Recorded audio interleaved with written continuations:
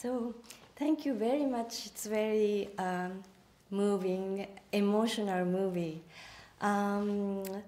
Well, first of all, how did you come on board, and what's the impression did you have to meet Volker?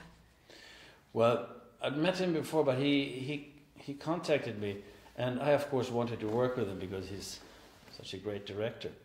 But then he sent me the script, and it was very different from all other scripts I read. It was so much literature, and I'm usually against that in films, but here it was so beautiful, and I was thinking, yeah, maybe we can do literature, but without illustrating it, not trying to break it down into scenes, not destroying it, and just delivering the literature, but with scenes in between.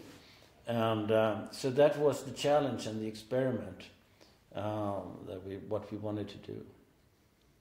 So how did you collaborate with him? And as you said, it's like the script is like a lot of dialogues, narration. It's like literature, and also it's not real adaptation. So there are so much thoughts of Volker in the script, I think.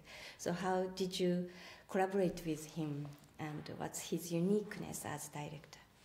What we did was we had several readings of it and workshops of it here in Berlin. And with Kolb Torbin, and then it was adjusted and rewritten a couple of times before we started shooting. Then when we were shooting, we didn't say much. We just had fun doing it, and we tried a lot. We were allowed to do the scenes with different colors and temperatures over and over again if we wanted to, and it was a very creative experience. And your character, Max, he lives, suddenly he starts again to go back to 70 years ago, and he's attracted by the past. So what do you think about his character, and what attracts you in him? What attracted me was that to me, he's not unique at all. He's a very normal man, like me, like Volker, like Max Frisch and Colin Torby. It's a certain nostalgia that hits him at a certain point in his life, and then as a writer, he starts to write this memory and create this fictional memory of what it was like, and also create what fictional future this love affair would have. And that dream he carries into his first meeting with Rebecca, and it's silly, of course. And she says, "You cannot dream me." And he casts her in a role that she can't live up to, and his dreams eventually shatters, of course. And that's a good lesson for him, but it's very, very naive and very human, I think. Do you think it's because he's the author, the artist? Maybe he'd like to live in his own world. Yeah, it's a little more. I think we all do it. Everything, the subjectivity of our perception of reality is enormous. But the writers that I know, they're extra good at creating memories that doesn't have anything to do with the memory I have from the same occasion, but it's always a better story. I see.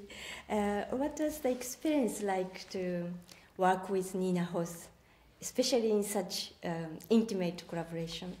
It's great, of course. She's a fantastic actress, but she's also such a glowing and wonderful person to be around. It's very easy to work with someone like her. You know, you just look at her and it looks like you're in love.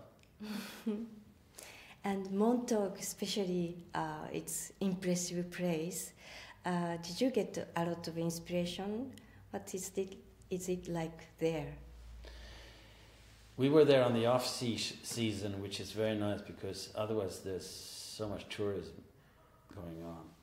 And it is magic because since it's surrounded by water, the light is reflected from everywhere, which gives this magical shine to it. and the sound of the waves and the salt in the air and everything, and I liked it a lot. And do you have your own Montauk? I mean, What do you mean? anything, yeah. A love affair like that?